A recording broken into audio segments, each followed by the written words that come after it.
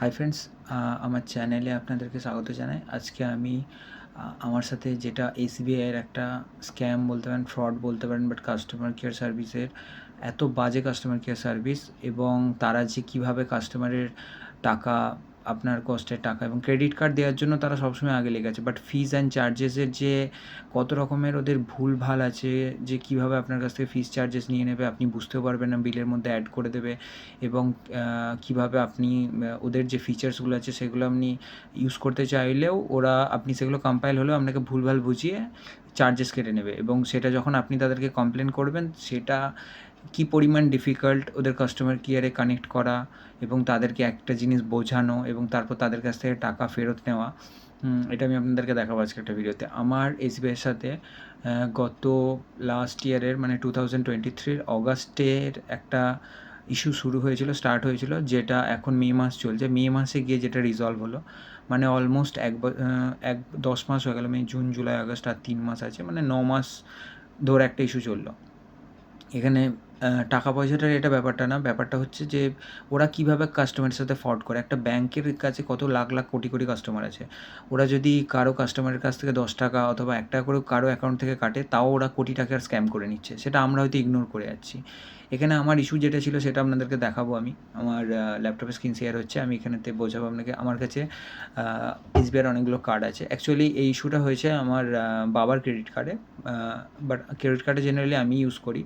তো কী ইস্যু হয়েছে সেটা আমি বোঝাচ্ছি, এবং বলবো আস্তে আস্তে যে আপনাদের সাথেও যদি কোনো রকম ফ্রড হয়ে থাকে, এরকম এসবিআই বেশিরভাগই কাস্টমারের কাছ থেকে আপনার অ্যানুয়াল ফিজের যে চার্জ আছে সেটা রিভার্সাল থাকলেও সেটা রিভার্স করে না, কেটে নেয় এবং তারপর দেয় না।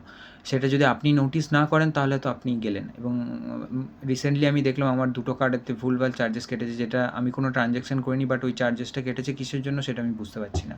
সেটা আমি এখন জিজ্ঞাসা করবো, জানবো, এবং তারপর আমি যেটা জানতে পারবো সেটা পরের ভিডিওতে আমি আপডেট দেবো যদি সেরকম কিছু হয়। আপনারা যদি আপনাদেরও কেটে থাকে ওরকম চার্জেস তাহলে বলবেন। তো এখানে আমি যে মেনলি যে বিষয়টা নিয়ে কথা বলবো সেটা ছিল আমার সিম্পলি ক্লিক কার্ড নিয়ে। তো এখানে দেখতে পাচ্ছেন প্রথমে এসবিআইয়ের যে সিম্পলি ক্লিক কার্ড আছে, এটাই সবথেকে বেশি মানুষ ইউজ করে, এবং যারা এসবিআইয়ের কার্ড ইউজ করে সিম্পলি ক্লিকটা আর বিপিসিএলটা থাকে। তো আমার কাছেও সিম্পলি ক্লিক কার্ড আছে, 2-3টা। আর মানে আমার নামে একটা আছে, আমার বাবার একটা আছে। তো 2টো এসবিআই সিম্পলি ক্লিক আছে আর একটা বিপিসিএল আছে। তো বাবার যে সিম্পলি ক্লিক কার্ডটা ছিল, সিম্পলি ক্লিক কার্ডের কী কী ফিচার্স আছে আপনাকে ফার্স্টে একটু বলে দিই। আপনারা জেনারেলি জানেন যে ওয়ান টাইম ওরা 499 মানে 500 মতো চার্জেস নেয়, যেটা ফার্স্ট ইয়ারে আপনাকে ওই অ্যামাজন কার্ড দিয়ে দেয়। আর সেকেন্ড ইয়ার থেকেও আপনার 599 500 টাকা চার্জেস থাকে।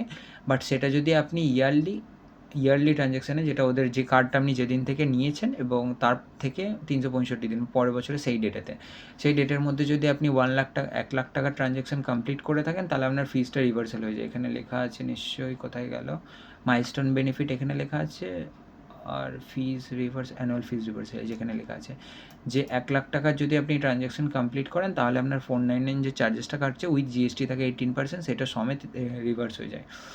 এটা অনেকেই বেশিরভাগ জানেন না, এবং হয়তো জানলেও আপনারা নোটিস করেন না। অনেক সময় হয় এসবিআই আপনি 1 লাখ টাকা ট্রানজ্যাকশান কমপ্লিট করছেন, তারপরেও আপনার চার্জেস কাটে। এটা জেনারেলি প্রথম মাসে আপনার যে মাসে বিল চার্জ কাটা থাকে সেই মাসে কাটে, এবং নেক্সট মাসে রিফান্ড করে দেয়। অনেক ক্ষেত্রে হয় নেক্সট মাসে আপনার রিফান্ড করবে না ওরা। এবার আপনি নোটিস না করলে আপনি ভাববেন, দেখলেন না, আপনি ভাববেন হয়তো রিফান্ড হয়ে গেছে, বাট ওরা করে নিল এরকম। এবার এইরকম স্ক্যাম কেন যে কাস্টমারের সাথে ওরা করছে সেটা আমি জানি না। এটা এত বড় একটা কোম্পানির এরকম করা কি উচিত? এবার আপনি নোটিস না করলে দেখবেন আপনার কেটে গেছে। এরকম হচ্ছে ব্যাপার। এরকম অনেক ব্যাঙ্কেই করে। তো আর কত ব্যাঙ্কে করে আমি ঠিকঠাক নোটিস করিনি, বাট এসবিআই আমি নোটিস করেছি। এসবিআই আমার সাথে 2বার এমন হয়েছে যে আমি কাস্টমার কেয়ারে কল করে বলার পর তারপর ওরা ফিজ রিফান্ড করেছে, তাছাড়া করেনি। এই ক্ষেত্রেও আমার তাই হয়েছিল। এবার এসবিআই যারা সিম্পলি ক্লিক করেন, তাদের এসবিআইয়ের যে বিল আসে প্রত্যেক কার্ডের জন্য আলাদা আলাদা। এসবিআই সিম্পলি ক্লিকের বিলটা যেটা আসে সেটাতে একটু ডিফারেন্ট থাকে। সেটা কী কী থাকে আমি দেখিয়ে দেবো। আমার একটা বিলের স্ক্রিনশট আছে, ঠিক আছে? তো আমি এখানে খুললে সেন্ট ইমেলে গেলে এখানে দেখতে পাবেন, এটা নয়, এই যে মেলটা চলেছে দেখুন আমার 17, এটা আলাদা না, এটা না, এটা ক্লিয়ারিটি ভাউচার নেই। হ্যাঁ, তো মেন আমার এসবিআইয়ের সাথে এই যে ইস্যুটা চলছে, এটা ফিজ রিভার্সালও ছিল প্লাস আমার ভাউচার নিয়েও ছিল ইস্যুটা। তো এখন এসবিআইয়ের অনেক স্ক্যাম ফেক চলছে, ইউটিউবে সার্চ করলে, গুগলে সার্চ করলে দেখতে পাবেন। সেসব আমি বাদ দিচ্ছি, সেসব স্ক্যাম পরে বলবো। এখানে ছিল ইস্যুটা আমার যে 1 লাখ টাকার মাইলস্টোন কমপ্লিট করলে আপনার ফিজ রিভার্সাল হয়ে যাবে এবং আপনি একটা ক্লিয়ার ট্রিপের ভাউচার পাবেন, ক্লিয়ার ট্রিপ অথবা ইয়াত্রা, যেটা এখানে লেখা আছে মাইলস্টোন বেনিফিট, ঠিক আছে?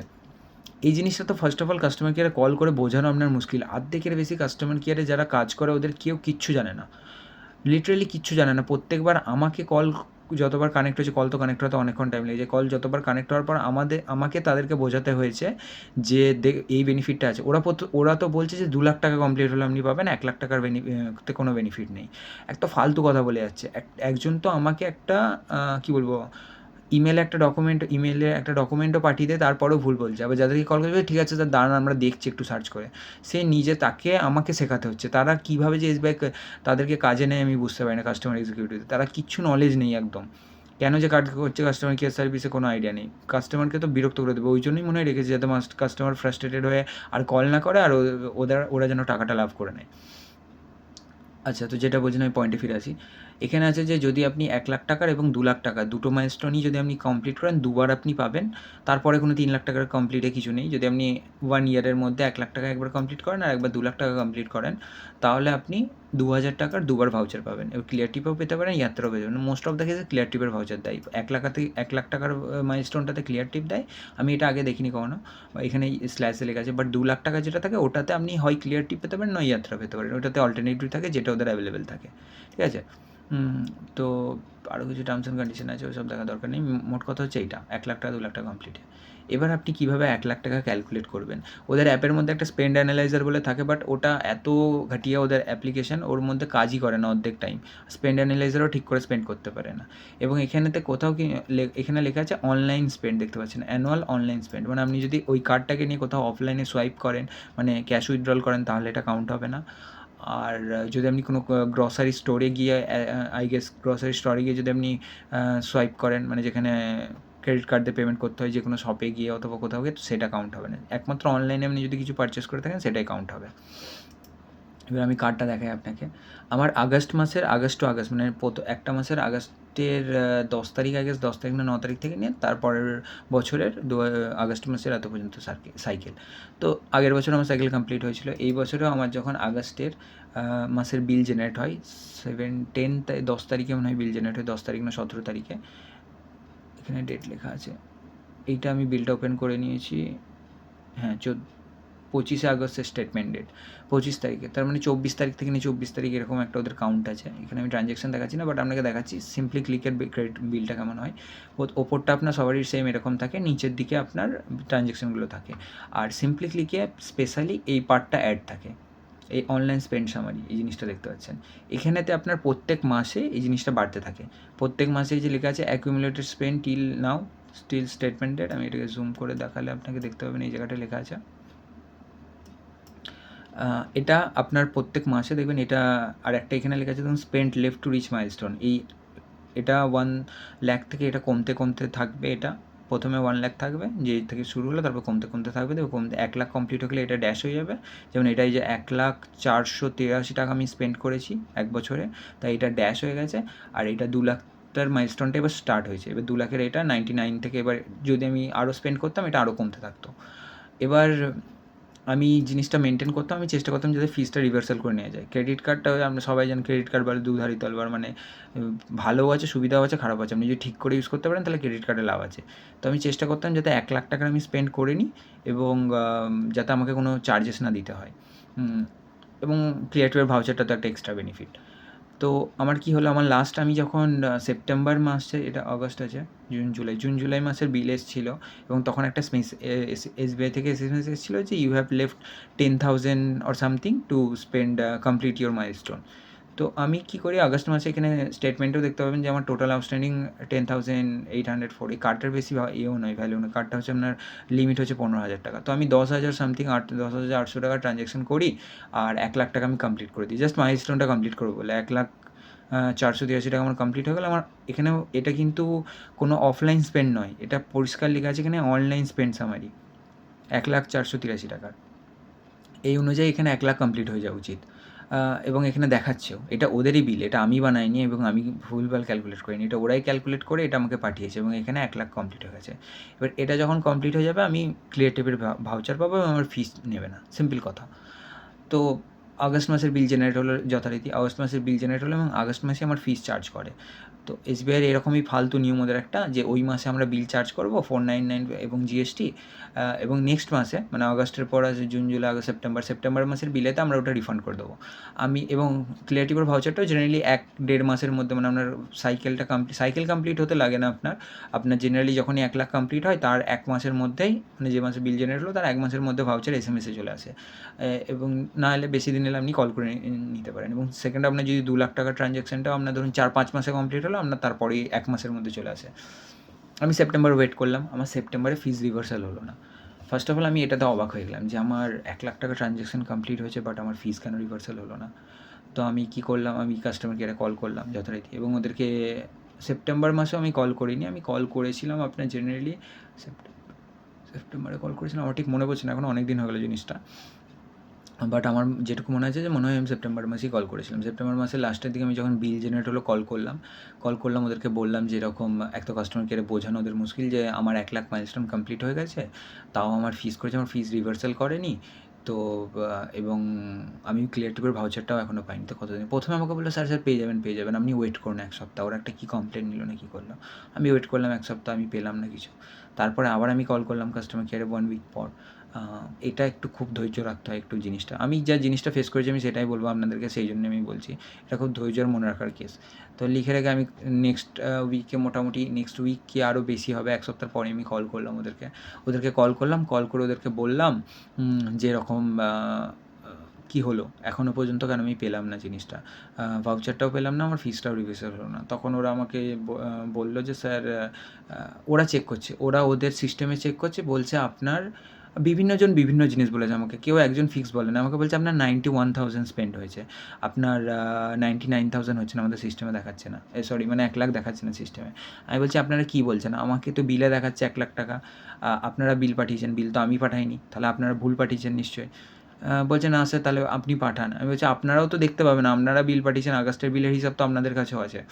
বলছে আমাদের সিস্টেমে দেখাচ্ছে না, আমাদের সিস্টেমে থাকলে ওটা অটোমেটিক জেনারেট হয়ে চলে যায়, আমাদের সিস্টেমে যেহেতু দেখাচ্ছে না আমাদের কিছু করার নেই। আমি বলছি কী করে বলেন, আমি নিজে একটা স্পেন্ড করেছি, আমার আগের মাসের বিলটা দেখুন, আমার জুন জুলাইয়ের বিলটা দেখুন, জুলাইয়ের বিলটাতে দেখলে আপনি দেখতে পাবেন যে জুলাইয়ের বিলটাতে আমার 91,000 স্পেন্ড আছে, তারপর আমি অগস্টের বিলে 10,000 স্পেন্ড করেছি, তাহলে হিসাব মতো তো আমার 1 লাখ হয়ে গেছে, সিম্পল হিসাব। ওরা বলল না 91,000 হয়েছে, আপনার হয়নি।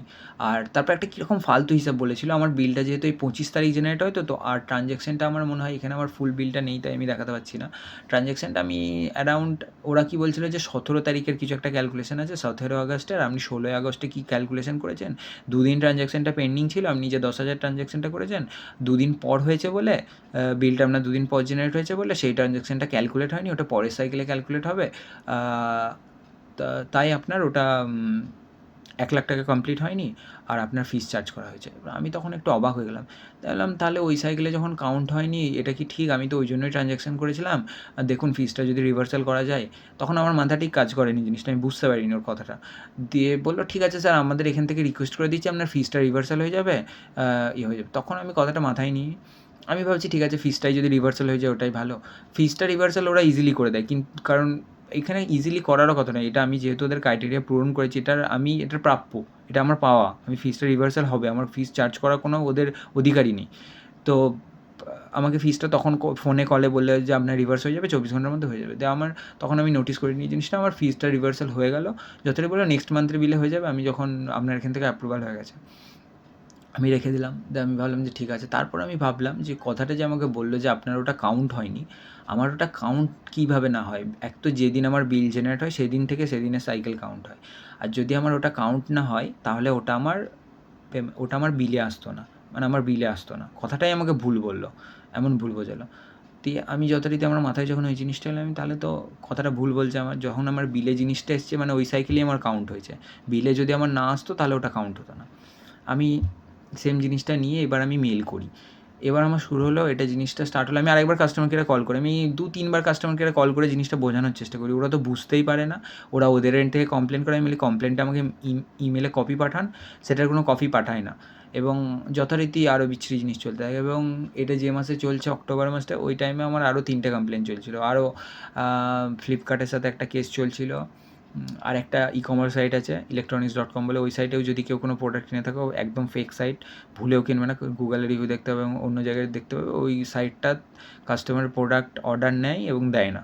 আর ফ্লিপকার্টের সাথে যে আমার প্রোডাক্ট নিয়ে ঝামেলাটা চলেছিলো, ওটা চলেছিলো আমার একটা ল্যাপটপ নিয়ে, ল্যাপটপের রিপ্লেসমেন্ট রিফান্ড নিয়ে। ওটাও যদি কেউ জানতে চাও, ইন্টারেস্টেড থাকো, ফ্লিপকার্টে কীভাবে এত লং প্রসেস, ওটাও আমার 5-6 মাস পর আমার ল্যাপটপটা রিটার্ন হয়ে রিপ্লেসমেন্ট দেয়নি, রিফান্ড দিয়েছিল। ওই ইস্যুটা আমি বলবো, ওটা একটা লং প্রসেস।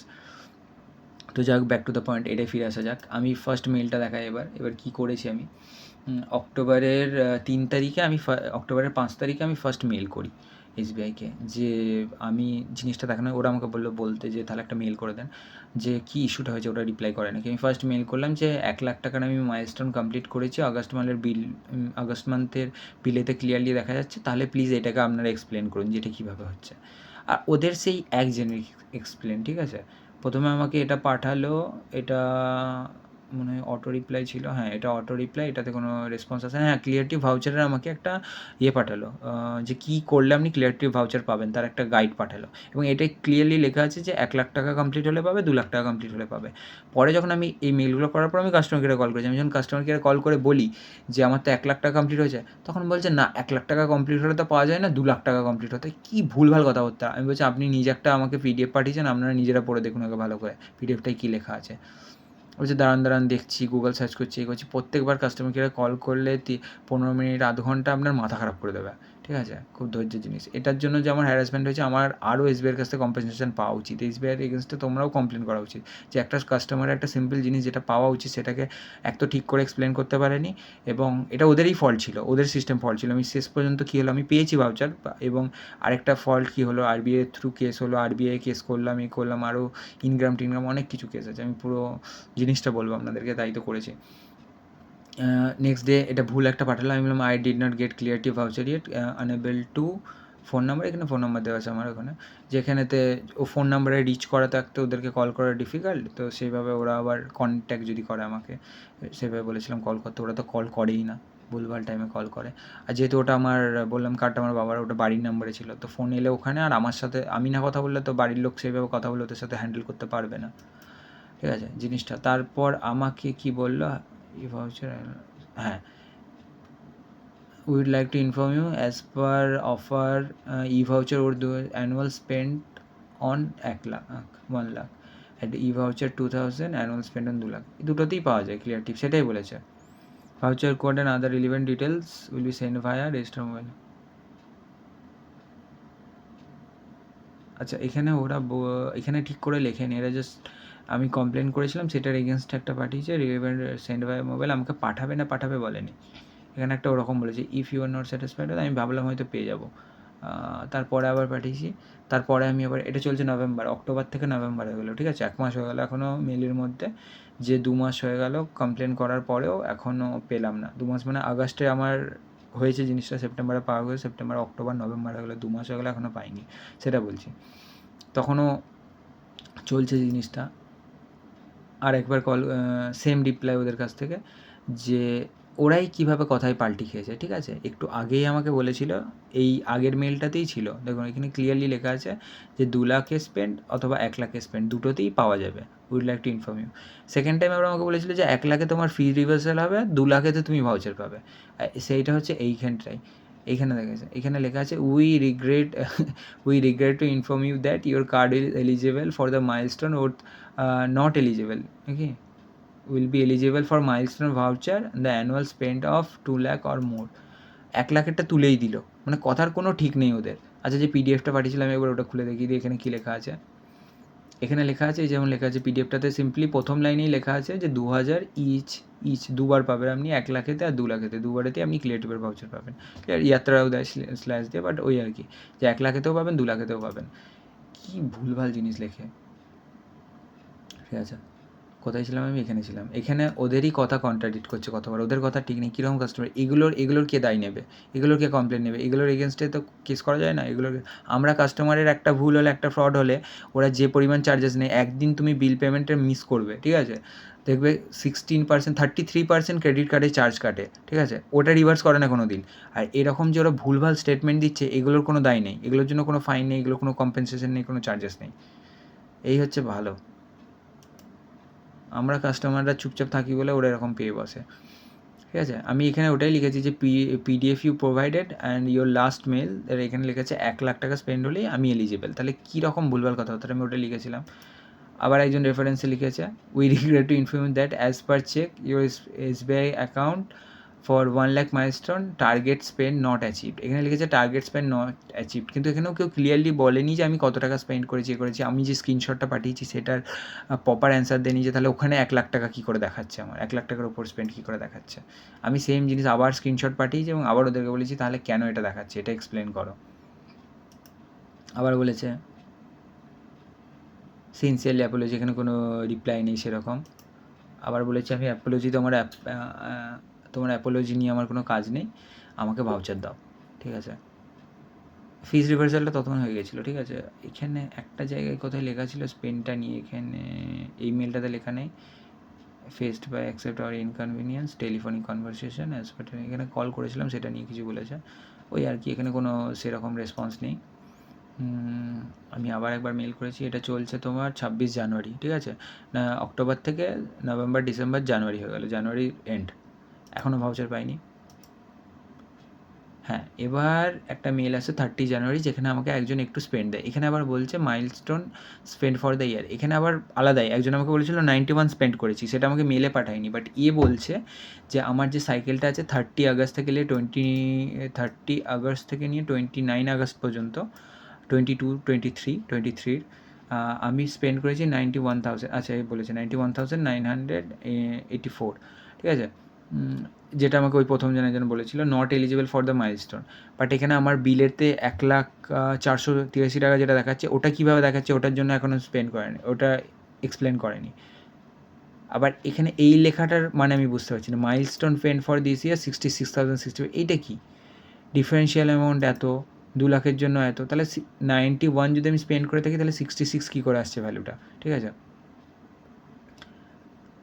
এই রকম এই যে জিনিসটা কী বলছে, মানে ও ওখানে ঠিক করে লিখতে পারেনি, বাট ও বলতে হয় যে আমি টোটাল এত স্পেন্ড করেছি, বা এতটা আমি অনলাইনে স্পেন্ড করেছি। বাট কার্ডের যে বিলটা এসছে ওখানে লেখা ছিল ওইটাই পুরোটাই আমি অনলাইনে স্পেন্ড করেছি। আর যেহেতু কার্ডটা 15,000 লিমিট, আমি অফলাইনে সেরকম কিছু স্পেন্ড করি না, ওই কার্ডটা আমি অফলাইনে ইউজই করি না, আমি অনলাইনে ইউজ করি কার্ডটা। আমি বলতে পারবো আমি অনলাইনেই স্পেন্ড করেছি পুরোটা, কারণ কার্ডটা আমার কাছে কোথায় পড়েছে, আমার শুধু নাম্বারটা আছে, আমি নাম্বারটা অনলাইনেই যেখানে ট্রানজ্যাকশন করি সেখানে ইউজ করি। তো এটা ফালতু কথা, 66, 65 এই নাম্বারটার কোনো ভ্যালিডই নেই। আর ওদের যে স্পেন্ড অ্যানালাইজার আছে ওখানে দেখলেও পুরোটাই দেখায়, ওদের স্পেন্ড অ্যানালাইজারটাও ফালতু।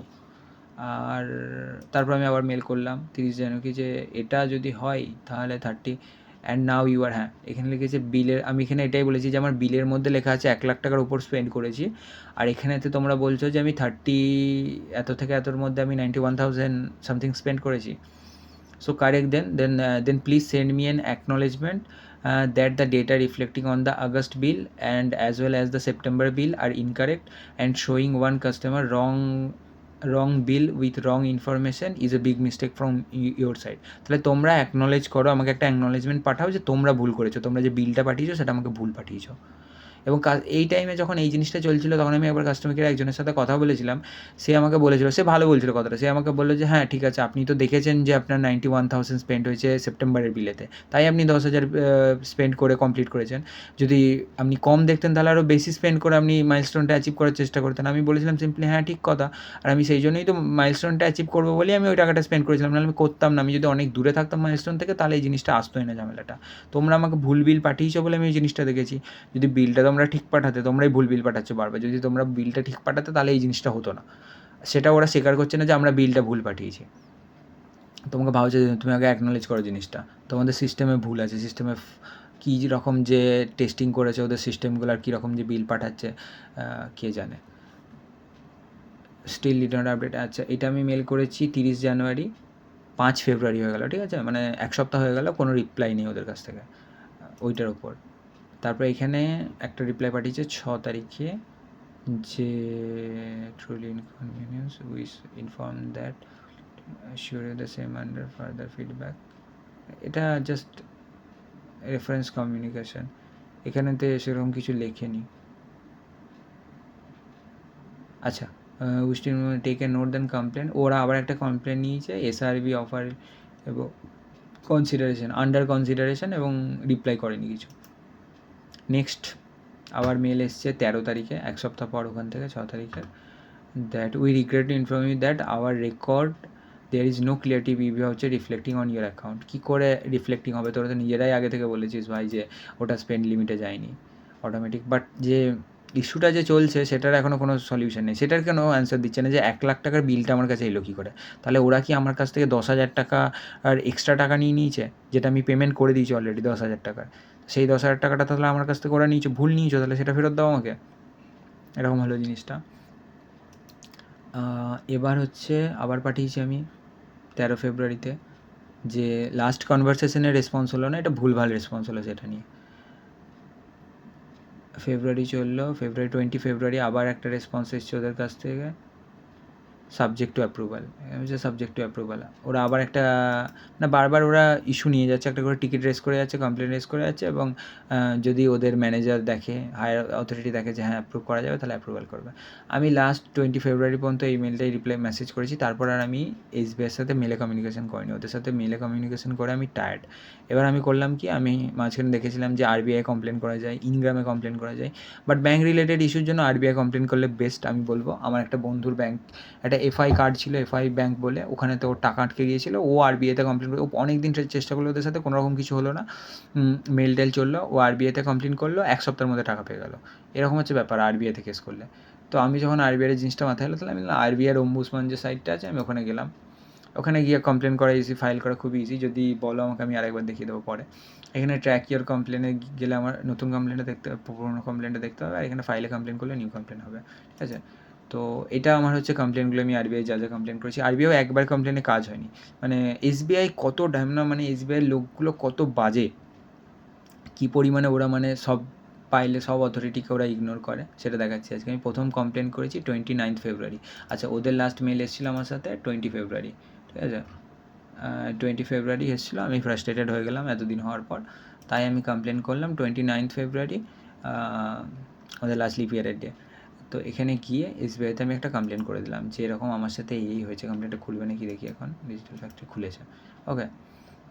তো 29 ফেব্রুয়ারি আমি যে কমপ্লেনটা করেছিলাম, ওখানে পুরো কমপ্লেনের ডিটেলস দিয়ে, যে আর আমি এখানে চার্জেসগুলো বেশি দিয়েছিলাম, যে আমার যেহেতু amount involve in the transaction dispute if any, এটা 10,000 দেওয়া ছিল, 10,000-এর ওদের হিসাবের গোলমাল হচ্ছিলো।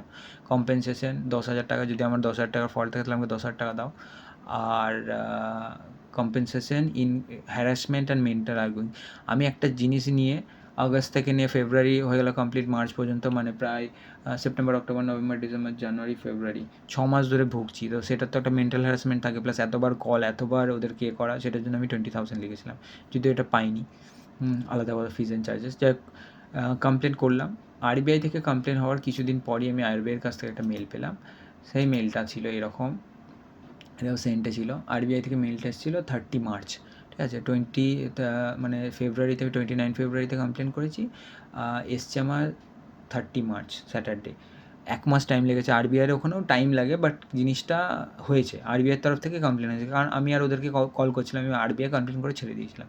আরবিআইয়ের কাছ থেকে যখন 30 মার্চে মেলটা এলো, মেলটা পড়ে আমি খুবই খুশি। কী কী লেখা ছিল মেলটার পয়েন্টে দেখো, এখানে দেখাচ্ছে, আমি মেলটার পয়েন্টে লেখা আছে 2 নম্বর পয়েন্ট, 1 নম্বর পয়েন্ট ওরা নেই, কোথা থেকে কীভাবে লিখেছে জানি না মেলটা। 2 নম্বর পয়েন্টে লেখা আছে, আমি যে কমপ্লেনটা করেছিলাম, এখানে ওরা দেখেছে সিম্পলি ক্লিক কার্ডটা, এবং ওরা এলিজিবিলিটি ভাউচারটার জন্য 2,000 টাকা each on reaching annual spend on 1 lakh and 2 lakh, এটুকু লিখেছে ওরাও। এবার রেসপেক্টলি আমি যে ট্রানজ্যাকশানটা করেছি, এখানে ওদের ফল্টটা কী ছিল, এটা এসবিআই আমাকে এতদিন বলতে পারছিল না, যে you made transaction account from 30 August to 29 August is 1,01,283.65, মানে 1,01,283 টাকার আমি ট্রানজ্যাকশান করেছি। ক্রেডিট অ্যামাউন্ট, রিফান্ড অ্যামাউন্ট, তার মধ্যে আমি কিছু অ্যামাউন্টের রিফান্ড পেয়েছি, যেটাকে ওরা কাউন্ট করেনি বলছে। যেটা রিফান্ড পেয়েছি সেটা হচ্ছে 9,229 টাকা। আমি কী অর্ডার করেছিলাম, কী রিফান্ড পেয়েছি, সেটা আমি এখনও চেক করিনি পরে, বাট যখন আরবিআই এটা ক্যালকুলেট করে বলেছে, এসবিআই যদি আমাকে এই জিনিসটা প্রথমেই বলে দিত যে স্যার আপনার 9,299 টাকার আপনার একটা প্রোডাক্ট কি টোটাল অনেক কটা মিলিয়ে আপনি রিফান্ড পেয়েছেন, যে কারণে আপনি ওই মাইলস্টোনে কমপ্লিট করেননি, আপনি এলিজিবল নয়, তাহলে আমি শুনে নিতাম হয়তো, প্রথমেই বলে দিলে। কিন্তু ওরা প্রথমে আমাকে এই জিনিসটা বলেনি, এবং তারপরেও এখানে একটা পয়েন্ট আছে, এখানেও একটা ক্যাচ আছে যে এই যে জিনিসটা মাইনাস হয়েছে এটা আমার কিন্তু আগস্টের বিল অথবা সেপ্টেম্বরের বিলে নয় যে ওরা আপডেট করেনি। ওদের যখন এই রিফান্ডটা আমার হবে 9,229 টাকার, তখন এই ওদের যে বিলের মধ্যে যেটা দেখালাম আপনাকে 1,02,83 যেটা অনলাইন স্পেন্ডে ছিল, ওখান থেকেও জিনিসটা মাইনাস হয়ে যাওয়া দরকার। যখন আমার রিফান্ড আসছে, যখন আমার সাইকেল ক্যালকুলেট তোমরা করছো, ইন্টারনালি কিছুভাবে তো ক্যালকুলেট করছো যেখানে বলেছো আমি এলিজিবল নয়, তাহলে ইন্টারনালি যখন তোমাদের ক্যালকুলেশনটা হচ্ছে সেটা ট্রান্সপারেন্ট নয় কেন? সেটা আমরা কাস্টমার কেন দেখতে পাচ্ছি না? কাস্টমারেরও তো বাইরে দেখানো উচিত তাহলে যে ওই 1,00,000-এর জিনিসটা যেটা লেখা আছে ওখানে যে টাকাটা কম আসছে, যে 9,000 টাকা তুমি কম স্পেন্ড করেছো, মাইনাস হয়ে গেছে, রিফান্ড হচ্ছে যখন ওখান থেকেও জিনিসটা কমে যাওয়া উচিত। বাট এটা ওদের সিস্টেমের ফল্ট, এটা ওরা স্বীকার করেনি। বাট এখানে আরবিআই যেহেতু জিনিসটা দেখেছে, আরবিআই এটা বলেছে therefore voucher was not delivered to your spend on 1,00,000. However, in this exceptional approval, RE has been agreed. RE টা জানি না কি ফুল ফর্ম, বাট ওরা বলেছে যে অ্যাপ্রুভাল, এক্সেপশনাল অ্যাপ্রুভাল দিয়েছে এবং এখানে এগ্রিড করেছে যে 1,00,000-এর মাইলস্টোনের জন্য আমাকে ভাউচারটা দেওয়া হবে, কারণ জানে ওরা এটা ওদের ফল্ট।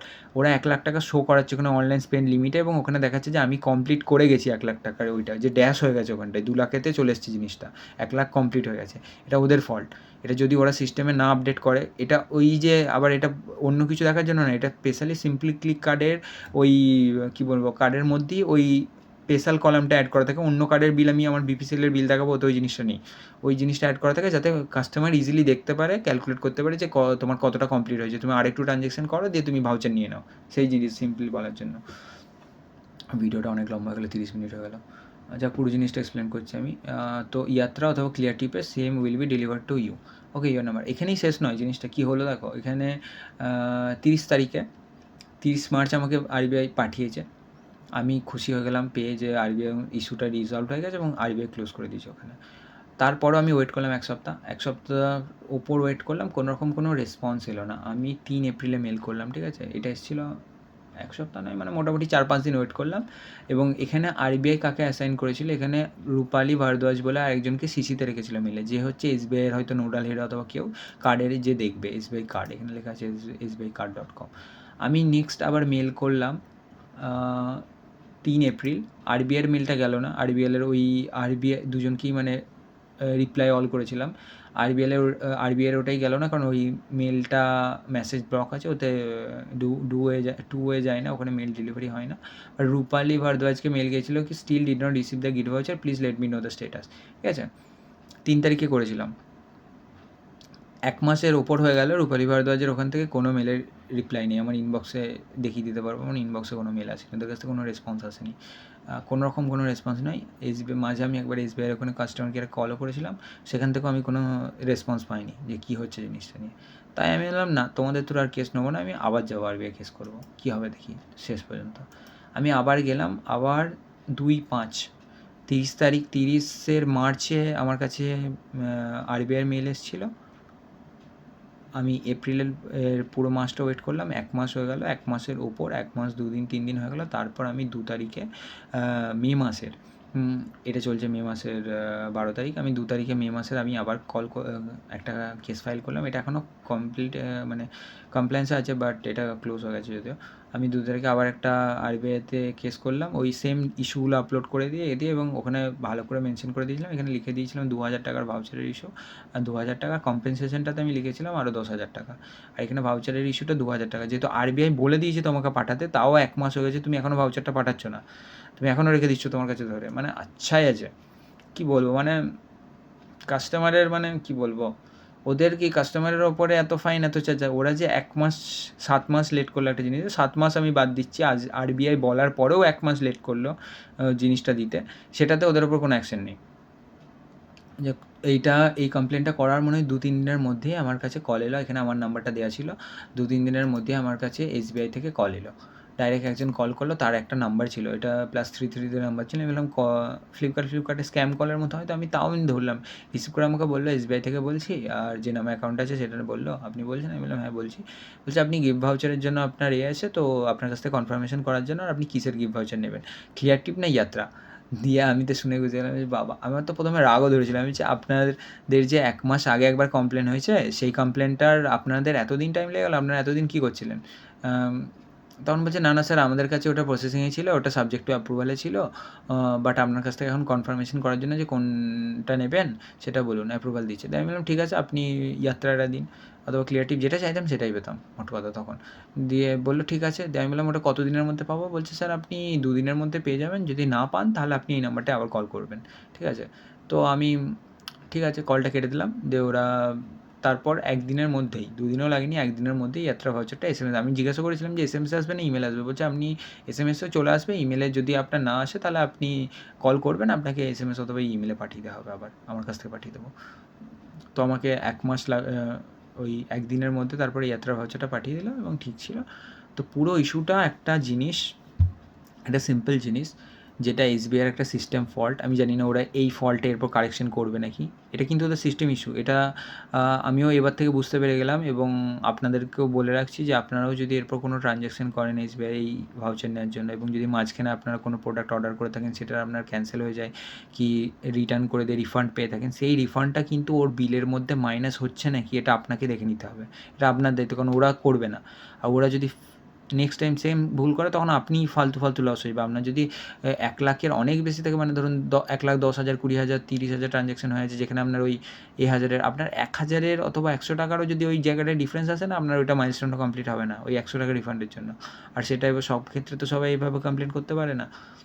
বাট আপনাদের সাথে যদি এরকম কিছু হয়ে থাকে, আপনারা কমপ্লেন করবেন, এসবিআইয়ের এগেইনস্টে কমপ্লেন করবেন, আরবিআই কমপ্লেন করবেন, ওদেরকে ওদের যে সিস্টেমে ফল্ট আছে এটা রিজলভ করতে বলবেন, যে তোমরা রিজলভ করো, তোমরা এখনও কেন এই ফল্টটা রেখে দিচ্ছ, এটা তো ওদের সিস্টেম ফল্ট। যে এই বিলের মধ্যে, এখানে যদি আপনাদেরকে দেখাই আমি, এখানে বিলের মধ্যে যে এই সেকশনটা রেখেছে, এটা কিসের জন্য রেখেছে? অনলাইন স্পেন্ড সামারি, এটা কাস্টমার সুবিধার্থের জন্যই রেখেছে, সিম্পলি ক্লিক কার্ডের মধ্যে।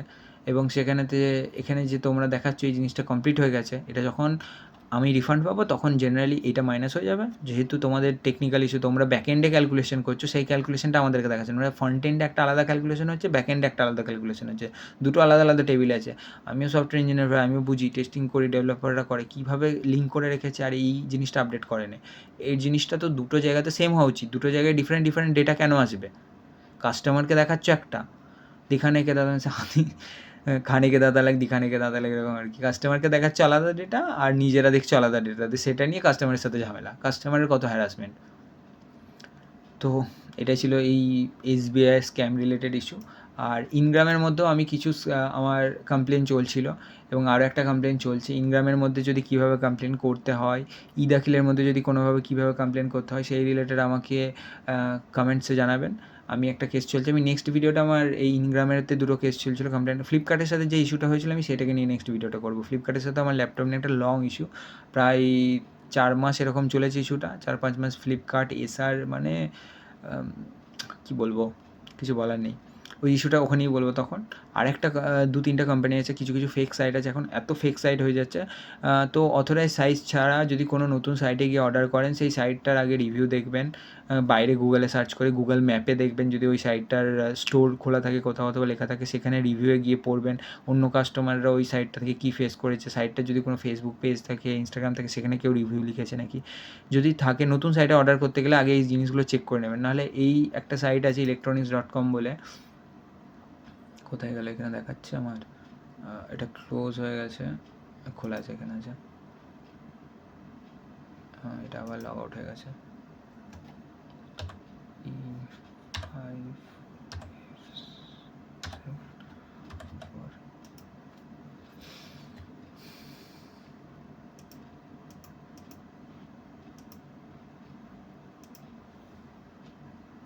এই যে electronics.com, এই সাইটটা, আমি সাইটটা এখানে খুলেও দেখিয়ে দিতে পারি।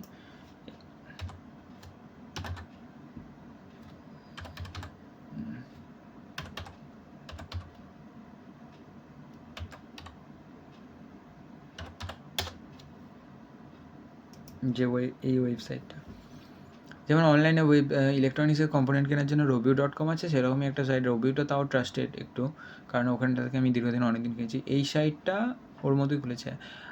আমার কিছু জনের সাথে পরিচয় হলো পরে এই সাইটটা থেকে, এই যে রাসবেরিটা এইসব বিক্রি করছে, একজনের 40,000 টাকা, 40,000 টাকা একজনের এই সাইটটা মেরে নিয়ে রেখেছে। এরকম কত কাস্টমার, আমি গুগল রিভিউ দেখালে শেষ হয়ে যাবে। এটা নিয়ে পরের ভিডিওতে বলবো, ভিডিওটা অলরেডি অনেক লং হয়ে গেছে, 39 মিনিটসে।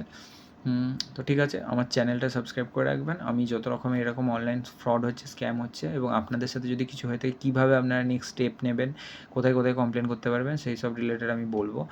কীভাবে যদি আপনি জানতে চান যে এই আরবিআইয়ের এই সাইটে গিয়ে এখানে কীভাবে কমপ্লেন করতে হয়, আমি পরে একটা কমপ্লেনের পুরো ফর্ম খুলে দেখাবো। তাহলে ইউটিউবে দেখে নিতে পারেন, বাট যদি আমাকে বলে থাকেন আমি করে দেখাবো কীভাবে আমি কমপ্লেন করেছি, ফুল ডিটেলস। এবং ইনগ্রামের মধ্যেও কীভাবে কোনো ফ্লিপকার্টের এগেনস্টে অথবা কোনো অনলাইন অন্যান্য ফ্রডের এগেনস্টে কীভাবে আপনি কেস করতে পারেন সেই রিলেটেড দেখাবো। এবং এটা রিলেটেড ইন্টারেস্টিং চলছে এখন electronics.com-এর।